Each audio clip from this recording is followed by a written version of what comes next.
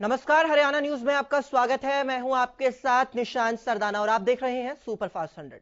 खबरों में आगे बढ़ेंगे। आपको बता दें, प्रधानमंत्री नरेंद्र मोदी सोमवार को जम्मू कश्मीर के लिए पहुंचे और राज्य में राज्यपाल शासन लगने के बाद प्रधानमंत्री की यह पहली यात्रा है। पीएम मोदी ने लेह एयरपोर्ट की नई टर्मिनल बिल्डिंग का शिलान्यास किया। शिलान्यास करते हुए पीएम ने कार्यक्रम में मौजूद लोगों से यह भी कहा कि शिलान्यास मैंने किया है, आपका आशीर्वाद मिला तो लोकार्पण करने भी मैं ही आऊंगा। उन्होंने कहा कि लेह लद्दाख और कारगिल के विकास में केंद्र सरकार कोई कोर कसर नहीं छोड़ेगी। पीएम मोदी ने आगे कहा कि मैं देश का ऐसा प्रधानमंत्री हूं जो भारत के हर कोने में भटक कर आया हूं।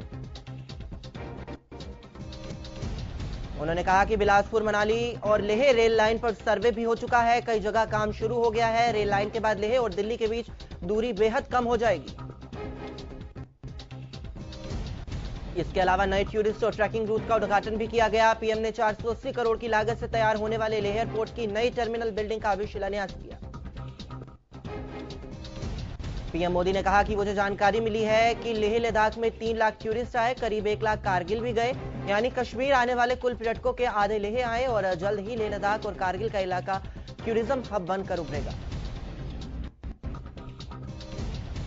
बिहार के सहदेई बुजुर्ग में बड़ा ट्रेन हादसा हुआ। सहदेई बुजुर्ग में जोगबनी आनंद विहार टर्मिनल सीमांचल एक्सप्रेस के 11 कोच पटरी से उतर गए। बिहार के मुख्यमंत्री नीतीश कुमार ने हादसे पर दुख जाहिर किया। रेलवे ने हादसे के जांच के आदेश दिए हैं। रेलवे के मुताबिक प्रभावित यात्रियों के लिए सभी आवश्यक व्यवस्थाएं की जा रही हैं। हादसे में 7 की मौत और 29 लोगों के घायल होने की खबर है। डॉक्टरों की टीम भी घटनास्थल पर पहुंच चुकी है। रेलवे की पटरी टूटी हुई मिली, लेकिन अभी तक हादसे की वजह पूरे तरीके से साफ नहीं हो पाई। हरियाणा बीजेपी की चुनाव समिति की आज बैठक होनी है। दिल्ली स्थित हरियाणा में शाम 6 बजे से हरियाणा बीजेपी चुनाव समिति मंथन करेगी। बैठक में सीएम मनोहर लाल खट्टर, बीजेपी हरियाणा प्रभारी अनिल जैन, प्रदेशाध्यक्ष सुभाष बराला समेत हरियाणा बीजेपी चुनाव समिति के सदस्य शामिल रहेंगे। बैठक में कई कैबिनेट मंत्री भी हिस्सा लेंगे और इस दौरान आगामी लोकसभा चुनाव और विधानसभा चुनाव पर चर्चा हो सकती है। इस दौरान लोकसभा चुनाव के साथ ही विधानसभा चुनाव साथ कराने को लेकर भी चर्चा हो सकती है। कैबिनेट मंत्री विपुल गोयल ने रविवार को फरीदाबाद के बुढ़ोना गांव को करोड़ों के विकास कार्यों की सौगात दी। विपुल गोयल ने यहां 3 करोड़ 75 लाख की लागत से बनने वाले सामुदायिक भवन और सरकारी स्कूल में कमरों के निर्माण का शिलान्यास किया। इस दौरान विपुल गोयल ने कहा कि बीजेपी सरकार ने फरीदाबाद में पिछले 4 साल में किए गए 25 साल से ज्यादा काम कराया। उन्होंने लोकसभा और विधानसभा में एक बार फिर बीजेपी की पूर्ण बहुमत से सरकार बनने का दावा किया। और इसी के साथ ही कांग्रेस नेता रणदीप सुरजेवाला पर पलटवार करते हुए विपुल गोयल ने उन्हें खिसियानी बिल्ली बताया। लोकसभा चुनाव के साथ ही विधानसभा चुनाव की संभावनाओं पर विपुल गोयल ने कहा कि बीजेपी के कार्यकर्ता चुनाव के लिए पूरे तरीके से तैयार हैं, लेकिन इस पर आखिरी फैसला हाईकमान को लेना है। नेता प्रतिपक्ष अभय चौटाला ने कहा कि 6 फरवरी को पंचकुला में इनेलो की कार्यकारिणी की बैठक का आयोजन किया जाएगा और बैठक में आगामी लोकसभा चुनाव को लेकर भी चर्चा होगी। तो वहीं केंद्र सरकार के अंतरिम बजट पर बोलते हुए अभय चौटाला ने कहा कि इस बजट में किसानों के साथ भद्दा मजाक किया गया। बजट में उद्योगपतियों को फायदा पहुंचाया गया, लेकिन किसानों को अपमानित किया गया है। सरकार के 27 फरवरी को विधानसभा भंग किए जाने की चर्चा पर अभय चौटाला ने कहा कि बीजेपी ने लोगों को भ्रमित किया। उन्होंने कहा कि अगर लोकसभा के साथ विधानसभा चुनाव होते हैं तो इसके लिए उनकी पार्टी तैयार है। लोकसभा और विधानसभा चुनाव को लेकर सभी राजनीतिक पार्टियां अपनी अपनी तैयारियों में लगी हैं और इस सिलसिले में प्रदेश में जननायक जनता पार्टी और आम आदमी पार्टी का गठबंधन जल्द सामने आ सकता है। और इसी सिलसिले में दिल्ली के मुख्यमंत्री अरविंद केजरीवाल और जेजेपी नेता दुष्यंत चौटाला जल्द ही मुलाकात कर सकते हैं और जल्द ही गठबंधन का ऐलान भी हो सकता है। दोनों ही पार्टियों के नेता गठबंधन के पक्ष में हैं। दोनों पार्टियां साथ में मिलकर लोकसभा और विधानसभा का चुनाव लड़ेंगी। गौरतलब है कि जींद उपचुनाव में आम आदमी पार्टी की तरफ से दिग्विजय चौटाला को समर्थन दिया गया था। करनाल में सेवा भारती हरियाणा आरएसएस शाखा में बनने वाली व्यायामशाला के निर्माण हेतु हवन यज्ञ और भूमि पूजन किया गया। तो वहीं इसके बाद मीडिया से बातचीत करते हुए कंवरपाल गुर्जर ने कहा कि जींद उपचुनाव में विपक्षी पार्टियां कई तरह से भ्रम फैला रही थी, लेकिन इसके बावजूद जींद की धरती पर पहली बार बीजेपी ने जीत दर्ज की है। साथ ही उन्होंने ये भी कहा कि ये सब मुख्यमंत्री के सम्मान विकास कार्यों की जीत है। और वहीं इस दौरान कंवरपाल गुर्जर ने कहा कि आगामी विधानसभा बजट सभी वर्गों के लिए लाभकारी होगा। हरियाणा का पिछला बजट तकरीबन 1,15,000 करोड़ रुपए का था, जो पंजाब के बजट से काफी ज्यादा था। और विधानसभा अध्यक्ष ने कहा कि हरियाणा का इस बार का बजट करीब 1.25 लाख करोड़ का होगा। महेंद्रगढ़ जिले के कोरियावास में बनने वाली स्वास्थ्य संबंधित सबसे बड़ी परियोजना जो आज परवान चढ़ गई है। जल्द ही कोरियावास में मेडिकल कॉलेज भी बनकर तैयार हो जाएगा, जिससे न सिर्फ कोरियावास के बल्कि आसपास के इलाकों के लोगों को भी सुविधाएं मिलेंगी। दरअसल पिछले साल 23 दिसंबर को प्रदेश के मुखिया मनोहर लाल खट्टर ने एक रैली में इसका शिलान्यास किया था, जिसका भूमि पूजन आज नांगल चौधरी के विधायक डॉक्टर अभय सिंह यादव ने ग्रामीणों की मौजूदगी में किया। फतेहाबाद के गांव बनावली की बेटी मनीषा ने 26 जनवरी को किलिमंजारो पर 9,530 फीट ऊंची चोटी पर तिरंगा फहराकर प्रधानमंत्री को सलामी दी है। वहीं मनीषा का कहना है कि कठिन ट्रेनिंग पारिवारिक बंधनों से लड़कर साउथ अफ्रीका की 19,000 ऊंची चोटी किलिमंजारो पर तिरंगा फहराया है, जहां ट्रेनिंग से लेकर किलिमंजारो तक पहुंचने में उसे काफी परेशानियों का सामना करना पड़ा। जुलाना क्षेत्र के लोगों की सालों पुरानी मांग अब पूरी हो गई है। दरअसल जयपुर चंडीगढ़ एक्सप्रेस ट्रेन अब जुलाना में रुकेगी और बालाजी जाने वाले श्रद्धालुओं को जींद या रोहतक की तरफ रुख नहीं करना पड़ेगा। आपको बता दें कि जुलाना में बालाजी जाने वाले श्रद्धालुओं की संख्या काफी ज्यादा है, जिसके चलते कई बड़े नेताओं और उच्च अधिकारियों के सामने मांग उठाई जा रही थी। तो अब जाकर जुलाना के लोगों को वर्षों मांग पूरी हो गई है और इस वजह से रेल के ठहराव से जुलाना वासियों में खुशी की लहर देखने को मिली। इस कड़ी में जुलाना वासियों का कहना है कि अब उन्हें आने जाने में बहुत आसानी होगी और परेशानियों का सामना नहीं करना पड़ेगा। फरीदाबाद के सूरजकुंड में चल रहे 33वें अंतर्राष्ट्रीय हस्तशिल्प मेले का आज तीसरा दिन है और वहीं कल मेले की दूसरी शाम को हसीन बनाने के लिए बॉलीवुड सिंगर आकांक्षा सैनी ने वहां पर चौपाल लगाकर समा बांधा। सावधान इंडिया और पिया अलबेला जैसे प्रसिद्ध सीरियल्स में अपनी कला से पहचान बनाने वाली आकांक्षा अब सिंगिंग में अपना सुर लगा रही हैं। और जल्द ही आकांक्षा बॉलीवुड की 2 अपकमिंग मूवी में गाना गाते हुए नजर आएंगी। हरियाणा के यमुनानगर की रहने वाली आकांक्षा का परिवार उत्तराखंड के देहरादून में शिफ्ट हो गया है, इसीलिए उन्हें कभी हरियाणा आने का मौका नहीं मिला। आकांक्षा ने कहा कि पहली बार उन्हें सूरजकुंड मेले में आने का मौका मिला है।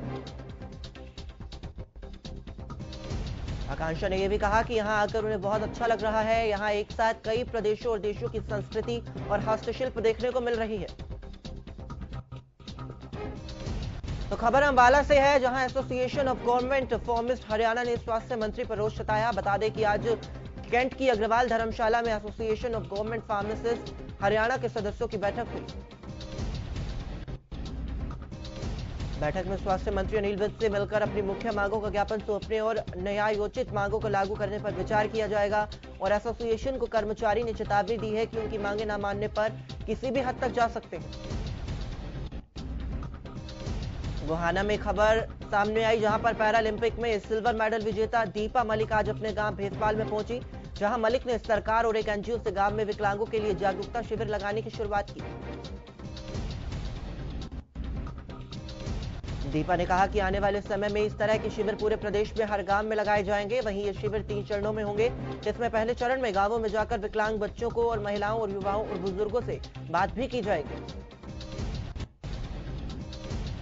खबर बहादुरगढ़ से है, जहां बीजेपी विधायक नरेश कौशिक पर एक और जमीन घोटाले में शामिल होने का आरोप लगाया गया है, जहां पहले 100 करोड़ की सरकारी जमीन पर कब्जा करवाने का भी आरोप लग चुका है।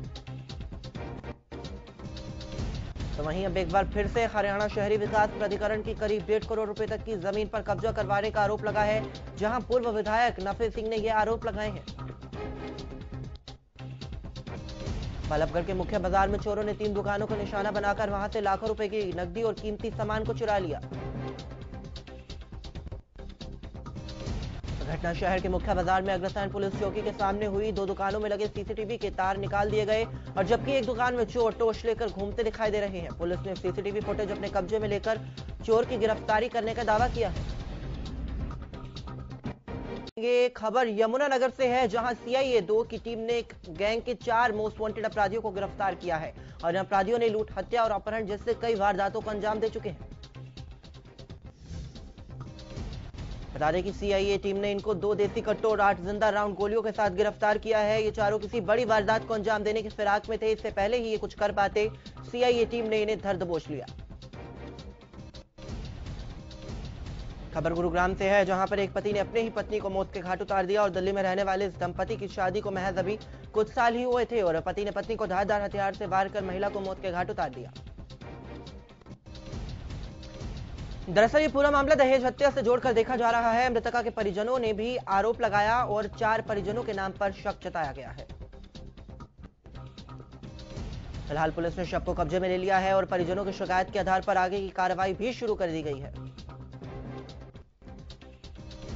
महेंद्रगढ़ में हरियाणा केंद्रीय विश्वविद्यालय के बीटेक फाइनल ईयर के छात्र ने अज्ञात कारणों के चलते आत्महत्या कर ली। छात्र ने रात को 10-11 बजे के आसपास अपने कमरे में पंखे से लटकर अपनी जीवन लीला को समाप्त कर लिया। हॉस्टल में रहने वाले छात्रों ने बताया कि रात को मृतक ने खाना नहीं खाया था। जब ले उसे बुलाने गए तो उसने कमरा अंदर से बंद कर लिया था। दरवाजा खटखटाने के बाद भी जब उसने कमरा नहीं खोला तो कमरे में लगे रोशनदान से छात्रों ने देखा तो वो पंखे से लटका मिला, जिसे देखकर हॉस्टल में सनसनी फैल गई। वहीं मौके पर पहुंचे सिक्योरिटी गार्ड और वार्डन ने दरवाजा तोड़कर मृतक को बाहर निकाला और फिलहाल शव को महेंद्रगढ़ के सरकारी अस्पताल में लाया गया है, जहां पोस्टमार्टम के बाद ही कारणों का पता लग पाएगा। मृतक के पिता ने छात्र की मौत पर शंका जाहिर की, जबकि पुलिस जांच में जुट गई है। रोहतक के जसिया गांव के पास कटवाड़ा में बदमाशों और पुलिस में मुठभेड़ हो गई, जिसके बाद 5 बदमाशों ने पुलिस के हत्थे चढ़ गए। बता दें कि बदमाश एक निजी स्कूल के मालिक से रंगदारी के रुपए लेने के लिए पहुंचा था। तभी पुलिस की सीआईए टीम ने बदमाशों को स्कूल के अंदर ही घेर लिया, जिसके बाद पुलिस और बदमाशों में मुठभेड़ हो गई। इस दौरान बदमाश स्कूल की दीवार को फांदकर भागने की कोशिश करने लगे। तभी संजीत नामक बदमाश को गोली लग गई, जिसे इलाज के लिए रोहतक पीजीआई में भर्ती कराया गया है।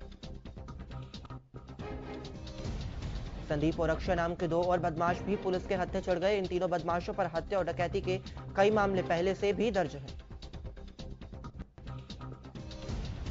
सोनीपत में जैन विद्या मंदिर का मामला सामने आया, जहां पर विद्यार्थियों से फॉर्म के जरिए जैन धर्म को अपनाने का मामला सोशल मीडिया पर वायरल हो रहा है। वहीं इस फॉर्म पर साफ साफ लिखा गया है कि वो जैन धर्म पर विश्वास रखते हैं, जिसके बाद फॉर्म पर विद्यार्थियों को साइन करने होंगे कि वो जैन धर्म को अपना रहे हैं।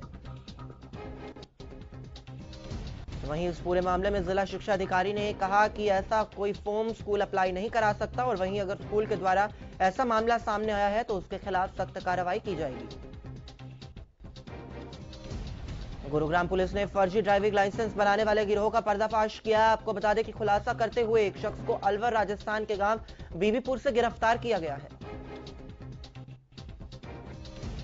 तो वहीं जब मामले की तफ्तीश शुरू की गई तो पुलिस को पता चला कि वो शख्स अभी तक सैकड़ों फर्जी ड्राइविंग लाइसेंस बनाकर लोगों से ठगी की वारदात को अंजाम दे चुका है। दरअसल क्राइम ब्रांच पालम विहार को काफी लंबे समय से फर्जी लाइसेंस बनाने संबंधी शिकायतें मिल रही थी, जिसको लेकर पुलिस ने इस कार्रवाई को अंजाम दिया। बीती 1 फरवरी को ताऊ देवीलाल स्टेडियम के पास से सुडंका मेवात निवासी जलालुद्दीन को गिरफ्तार किया गया, जिसके पास से दर्जनों फर्जी ड्राइविंग लाइसेंस बरामद किए गए।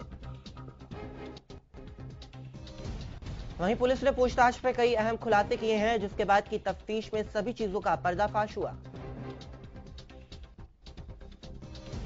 खबर यमुनानगर से है, जहां ओवरलोड वाहनों से सड़कों को नुकसान पर संज्ञान लेते हुए पुलिस ने कार्रवाई को अंजाम दिया और हरियाणा के अतिरिक्त मुख्य सचिव रोडवेज विभाग धनपत सिंह ने सभी एडीसी और सेक्रेटरी आरटीजी को विशेष चेकिंग के आदेश दिए हैं। और खबर करनाल से है, जहां मुगल कैनाल मार्केट में उस समय सनसनी फैल गई जब एक कार धू धू कर जलने लगी।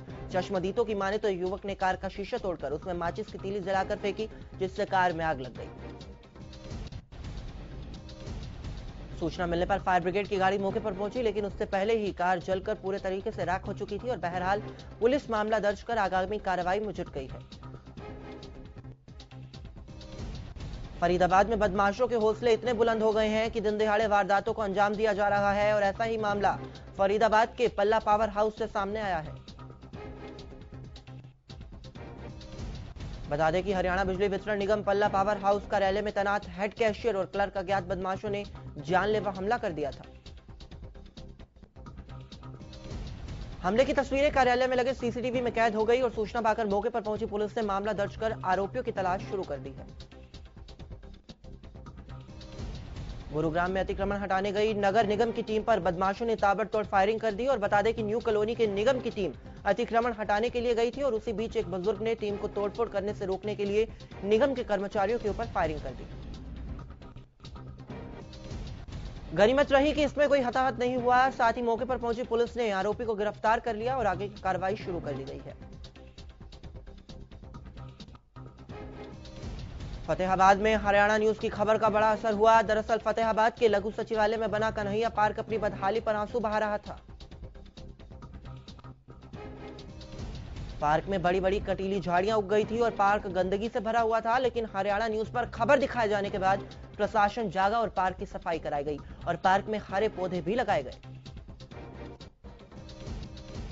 प्रदेश में मौसम का मिजाज एक बार फिर बदलने लगा है। नांगल चौधरी में बढ़ते कोहरे की वजह से विजिबिलिटी 5 से 7 मीटर पर ही सीमित रह गई। वहीं ठंड में सैर करने वाले लोगों का कहना है कि आज सुबह अचानक धुंध पड़ गई और कड़ाके की ठंड ने अंबाला वासियों को पहाड़ी इलाके का एहसास करवा दिया। टीम इंडिया ने न्यूजीलैंड को 35 रनों से मात दी है और 253 रनों के लक्ष्य का पीछा करते हुए न्यूजीलैंड की टीम 44 ओवर और 1 बॉल में 217 रनों पर ऑल आउट हो गई, जिसके साथ ही भारत ने सीरीज 4-1 से अपने नाम कर ली। मैच में 90 रन की शानदार पारी खेलने वाले Ambati Rayudu man of the match चुने गए। वहीं सीरीज में कल 9 विकेट झटकने वाले तेज गेंदबाज मोहम्मद शमी को man of the match series चुना गया। भारत की ओर से युजवेंद्र चहल ने बेहतरीन गेंदबाजी करते हुए 41 रन देकर सबसे ज्यादा 3 विकेट चटकाए। उन्होंने हार्दिक पांड्या और मोहम्मद शमी ने 2-2 जबकि केदार जाधव और भुवनेश्वर कुमार ने 1-1 विकेट अपने नाम किए। वहीं चौथे नंबर पर बल्लेबाजी करने उतरे रायडू ने वनडे करियर का 10वां अर्धशतक पूरा किया। हालांकि वह शतक से चूक गए और 90 के निजी स्कोर पर कैच आउट हो गए। ऑलराउंडर हार्दिक पांड्या एक बार फिर अपनी फॉर्म में दिखे हैं और उन्होंने ताबड़तोड़ अंदाज में खेलते हुए 45 रन का योगदान दिया। लापता फुटबॉलर एमिलियानो साला की खोजबीन के लिए नई तलाशी अभियान आज से शुरू किया जा सकता है। इस अर्जेंटीनाई फुटबॉलर को ले जा रहा एक विमान 21 जनवरी को इंग्लिश चैनल के ऊपर से लापता हो गया था। तो वहीं इस खोज अभियान में 2 जहाजों की मदद भी ली गई है, जिनमें सोनार लगे हुए हैं। विमान के कुछ हिस्से फ्रांस के कॉन्टीन प्रायद्वीप में स्थित सर्टेन विले में सोमवार को मिले थे। फ्रांस के नेटेंस ने कार्डिफ जा रहे इस विमान में साला के अलावा पायलट डेविड इबोटसन भी शामिल रहे। आपको बता दें कि 24 जनवरी को विमान के तलाशी अभियान को आधिकारिक रूप से बंद कर दिया गया और बचाव दल के अधिकारियों ने कहा था कि विमान में सवार लोगों के बचने की उम्मीद बेहद कम है।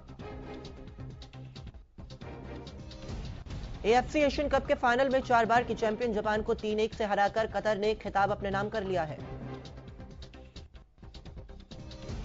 वहीं सोनाली बेंद्रे को कैंसर होने की खबर ने पिछले साल फैंस को चिंता में डाल दिया। सोनाली अपने इलाज के लिए कई महीनों तक अमेरिका में रही और अब अपनी सकारात्मक ऊर्जा और जोश की मदद से उन्होंने इस जानलेवा बीमारी को शिकस्त दे दी है। और आखिरकार अब सोनाली पूरे तरीके से ठीक होकर वापस भारत आ गई। वो अब अपने पति और अपने काम पर उनके साथ लौट चुकी हैं और संभव है कि फैंस जल्द ही उन्हें पर्दे पर भी देख पाएंगे। और हाल ही में इंस्टाग्राम पर एक तस्वीर शेयर करते हुए सोनाली ने लिखा कि लंबे आराम के बाद सेट पर लौट रही हूं, कई तरीकों और कई स्तरों पर आजमाई गई हूं और एक अजीब सा एहसास हो रहा है। और आगे सोनाली ने लिखा कि मैं काम पर लौटते हुए बेहद गौरवान्वित महसूस कर रही हूं। मुझे नहीं लगता कि शब्द इस बात को बयां कर पाएंगे कि मैं काम पर लौटते हुए कितना ज्यादा अच्छा महसूस कर रही हूं। फिलहाल इस बुलेटिन में इतना ही। बाकी खबरों के लिए आप बने रहिए सिर्फ हरियाणा न्यूज के साथ। नमस्कार।